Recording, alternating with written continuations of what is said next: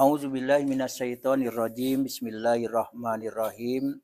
Wa idz qala Musa liqaumihi innallaha ya'murukum an tazbahu baqarah.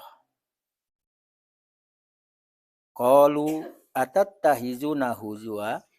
Qala a'udzubillahi an akuna minal jahilin. Dan ingatlah ketika Musa berkata kepada kaumnya, sesungguhnya Allah menyuruh kalian menyembelih seekor sapi betina. Mereka berkata, apakah kamu hendak menjadikan kami buah ejekan? Maka Musa menjawab, aku berlindung kepada Allah akan termasuk golongan orang-orang yang bodoh, yang jahil. Qalud ulana rabbaka yubayyin lana mahi qala innahu yaqulu innaha baqaratul la faridu wala bikrun awanum baina zalik faf'alu ma tu'marun. Mereka menjawab, mohonkanlah kepada Tuhanmu untuk kami agar dia menerangkan kepada kami sapi betina apakah itu. Maka Musa menjawab, sesungguhnya Allah berfirman bahwa sapi betina itu adalah sapi betina yang tidak tua, tidak juga muda, pertengahan di antara itu.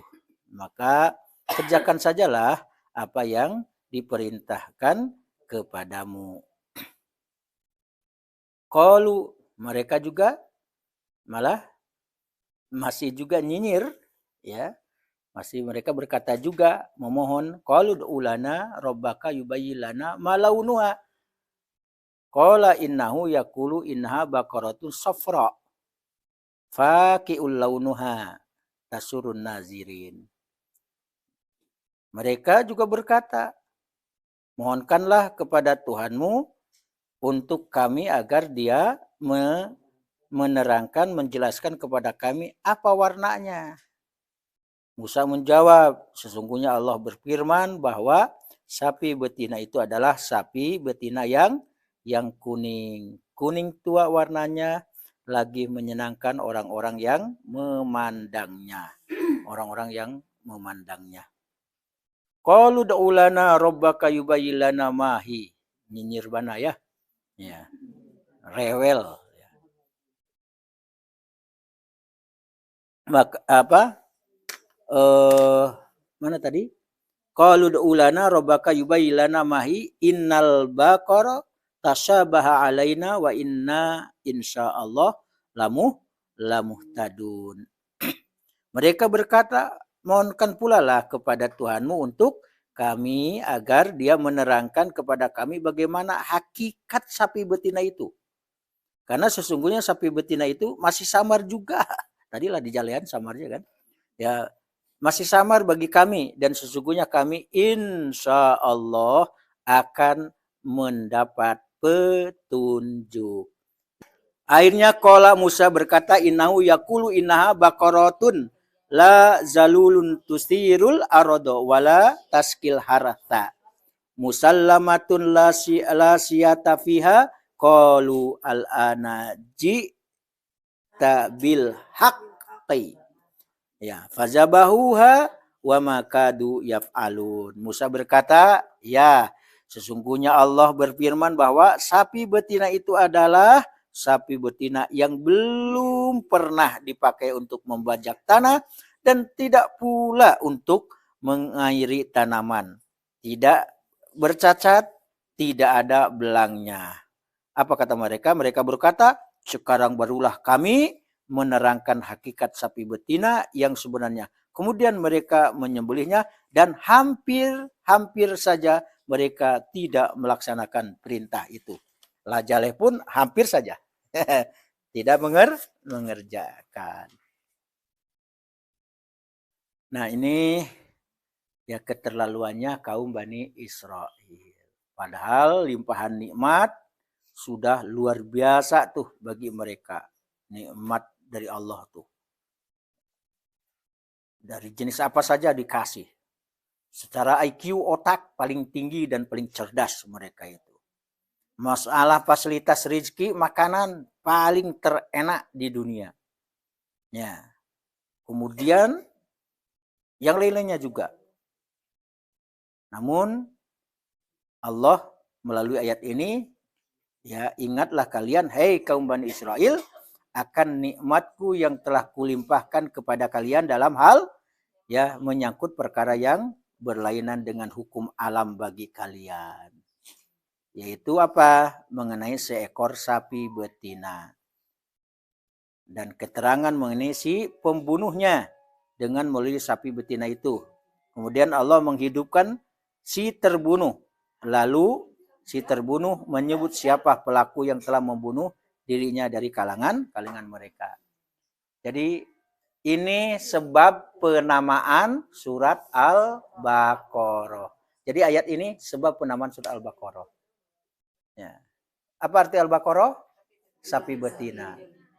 Jadi dinamakan sapi betina Al-Baqarah karena ada peristiwa suatu pembunuhan. Jadi sapi betina ini bagian daripada tubuhnya sebagai bukti siapa pelaku. Siapa pelaku si pembunuh? Nah, dengan cara adanya sapi betina ini. Jadi kejadian dulu baru surat. Hah? Berdasarkan itu berarti kejadian dulu baru surat. Iya, kejadian dulu. Ya, kejadian dulu maka ada surat Al-Baqarah. Karena kan ini kejadiannya dulu sebelum Nabi Muhammad. Iya, Al-Quran Nabi Muhammad. Tapi cerita yang dulu dimuat dalam Al-Quran supaya jadikan pelajaran. Nah gitu. Ya kalau sudah datang perintah, laksanakan aja lah. Tidak usah terlalu banyak cincongnya. Itu sebenarnya intinya itu. Ya pelajaran bagi kita sebenarnya. Bahkan ada hadis ini. Ada hadis di halaman 2, lihat. Ibnu Abi Hatim meriwayatkan dari Ubaidah Al-Salmani yang menceritakan suatu peristiwa, yaitu ada seorang lelaki dari kalangan kaum Bani Israel yang mandul, tidak mempunyai anak, sedangkan dia mempunyai harta benda yang sangat-sangat banyak. Nah, orang itu mewarisinya hanyalah anak lelaki dari saudara laki-lakinya. Pada suatu malam, keponakannya itu membunuhnya. Ya, dan meletakkan mayatnya di depan pintu rumah salah seorang dari kalangan mereka.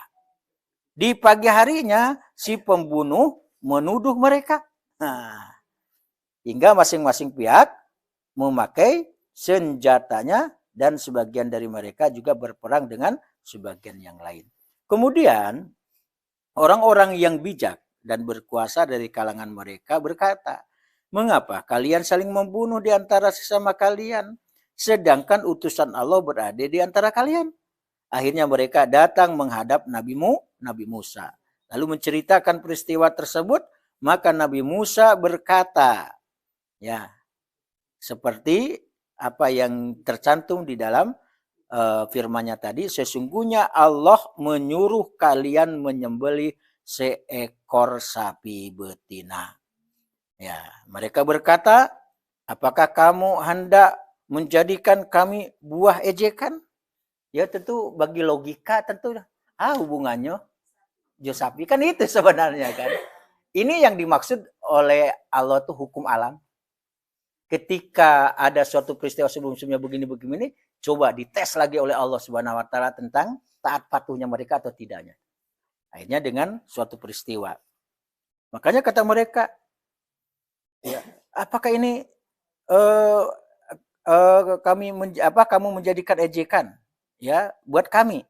Maka Musa menjawab, aku berlindung kepada Allah akan termasuk golongan orang-orang yang jahil. Artinya berlindung, ya, berlindungnya apa? Ya, jangan sampailah kita termasuk orang-orang yang bodoh, termasuk saya sendiri, kata Nabi Musa, kan? Nah, kemudian mana lagi?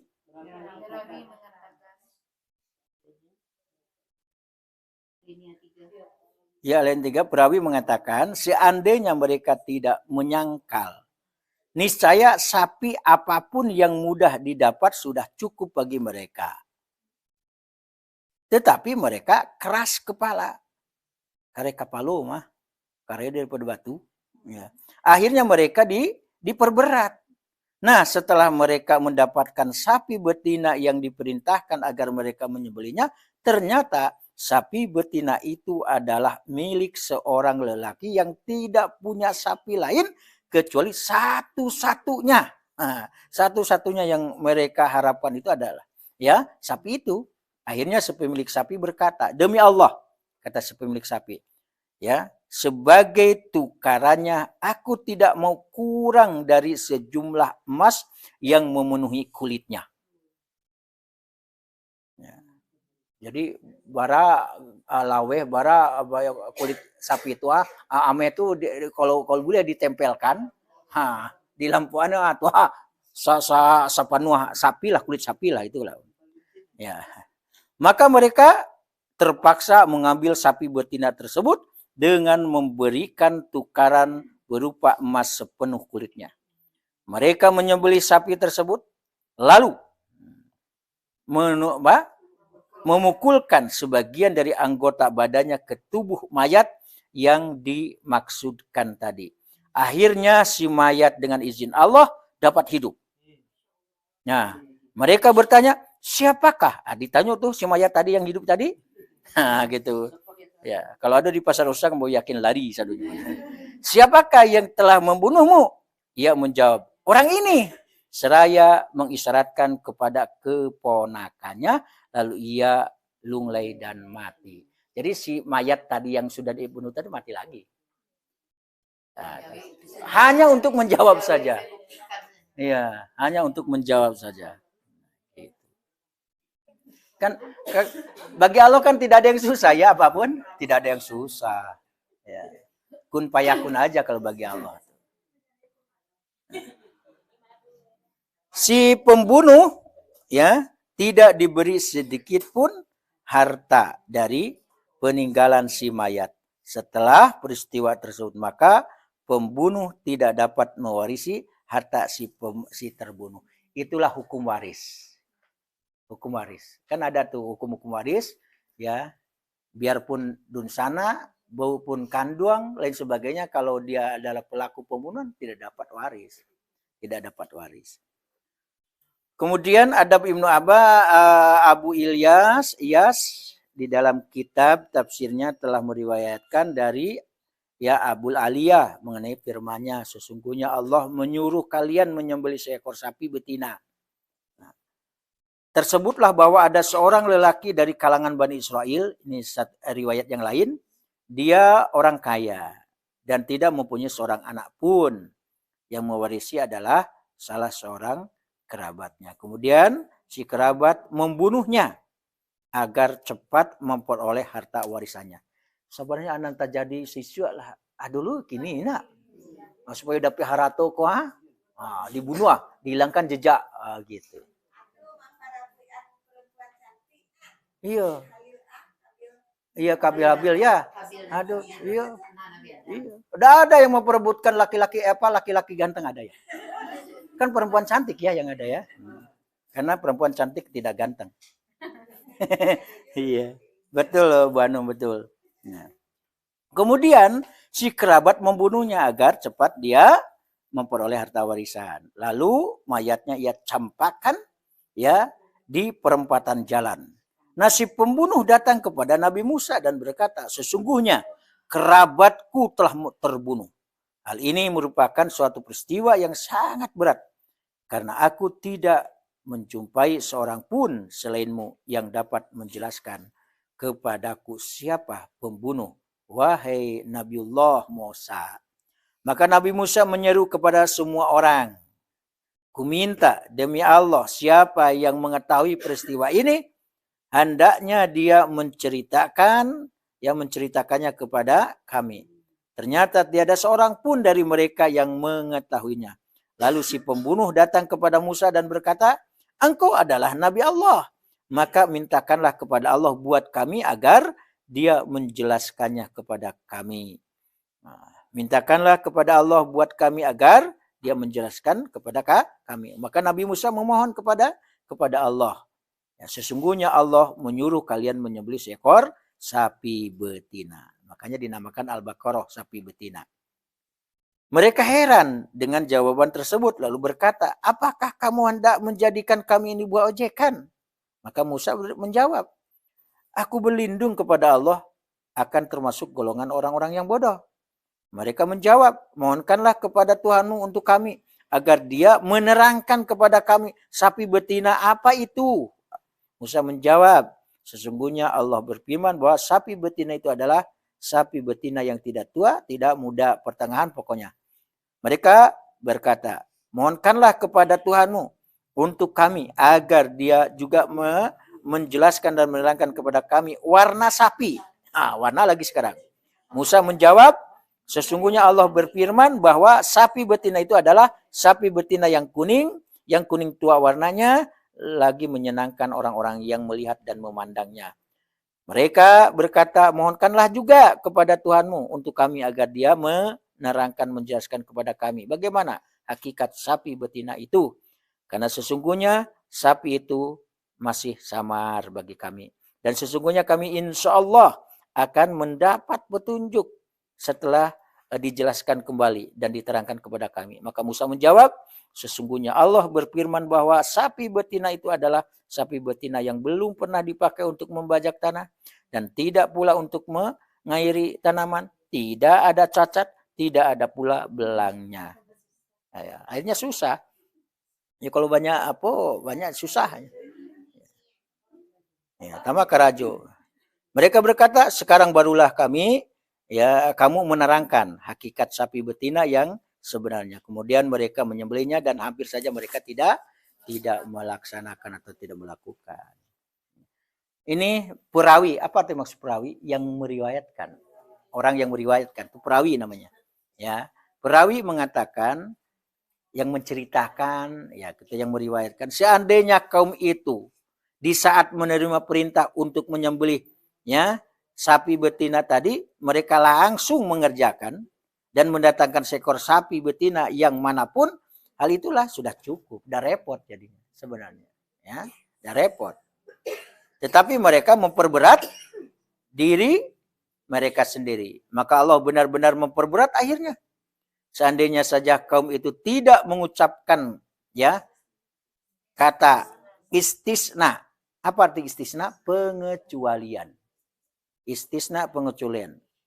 Ya. Dan sesungguhnya kami insya Allah akan mendapat petunjuk.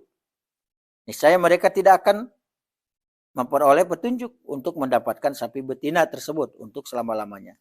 Nah, menurut riwayat yang sampai kepada kami, mereka sebenarnya tidak menemukan sapi betina yang spesifikasinya apa yang disebutkan kepada mereka, kecuali hanya pada seorang wanita tua yang memelihara banyak anak yatim.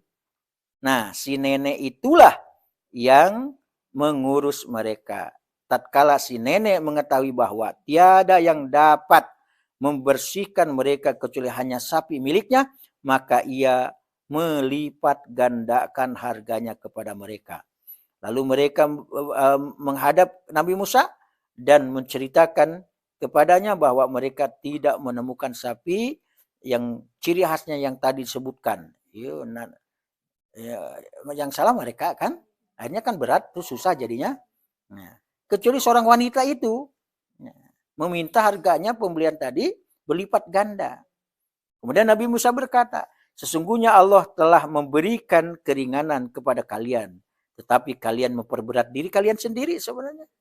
Maka berikanlah kepada si nenek itu apa yang disukainya dan apa yang telah ditetapkannya. Lalu mereka melakukan. Rasailah, ya kan? Coba kalau tadi langsung, dado repot-repot.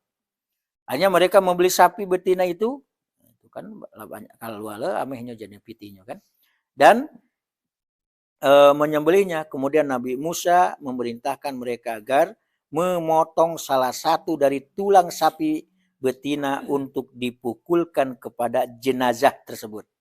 Mereka melakukan apa yang diperintahkan oleh Nabi Musa dan ternyata jenazah tersebut dapat hidup kembali lalu menyebutkan kepada mereka nama orang yang telah membunuhnya. Sesudah itu mati kembali seperti semula. Maka Nabi Musa menangkap si pembunuh yang ternyata adalah orang yang pernah datang dan mengadu. Ketahuan jadinya kepada Nabi Musa. Ya, akhirnya si pembunuh tersebut dihukum mati sebagai pembalasan dari perbuatan jahatnya. Sapandai-pandai ya tercium juga. Ini sih pelajaran bagi kita. Ya, apa pelajarannya? Ya, nikmat Allah syukuri, limpah nikmat syukuri. Kemudian jangan terlalu banyak permintaan yang tidak masuk akal kadang. Ya, kan kita banyak tuh, seandainya aku bisa terbang seperti burung akan kugapai apa yang ada di, kan gitu kadang kita itu kan. Ya, jangan terlalu banyak menghayal, kemudian banyak juga jawab model apa tuh? Ya yang gitulah. Saya udah mau yang itu. Terkadang di dalam kehidupan pun begitu. Akhirnya kan susah sendiri. Kemudian wain asatum palaha, maka jikalau kamu itu melakukan suatu keburukan, kejahatan, kan yang menanggung kerugiannya adalah ya diri sendiri yang melakukan perbuatan buruk tadi. Begitu juga ya, tadinya ingin mendapatkan harta, kemudian dia duluan melapor ya bahwa carikan dan mohon kepada Allah siapa yang membunuh, nah, kan gitu, supaya yang lain tertuduh. Akhirnya Allah dengan caranya sendiri apa tuh? Bunuh Musa perintahkan kepada Allah untuk membunuh untuk menyembelih sapi betina. Ya, sapi betina. Jadi kesimpulan sapi betina tadi, Baqarah tadi, menjadikan surat Al-Baqarah ya, menjadi alat bukti ya untuk mengetahui siapa yang si pembunuh sebenarnya. Hanya perintahnya bagian daripada tubuh sapi dipukul. Ada mengatakan ekornya. Nah, ekornya itulah yang dipukulkan ke si jenazah. Ada juga bagian tubuh yang lainnya. Nah, perbedaan pendapat itu ya silakan saja. Kita pun kan tidak menyaksikan, kita yakin saja sesuai dengan yang ada di sini bahwa memang sapi betina ini dijadikan alat bukti untuk mengetahui siapa pelaku pembunuhan tersebut. Jadi tidak seluruh sapi itu, kalau seluruh sapinya dipukulkan tuh, wah, sagadang tuh sapi, wah. Makanya ada bagian daripada tubuh dari sapi. Iya, kepala sapi dong. Iya betul. Nah, makanya ada mengatakan ya ekornya, makanya ada yang lebih berat ya. Pendapat itu adalah ekornya itu. Meskipun di sini tidak disebutkan, tapi di tafsir yang lain ada disebutkan.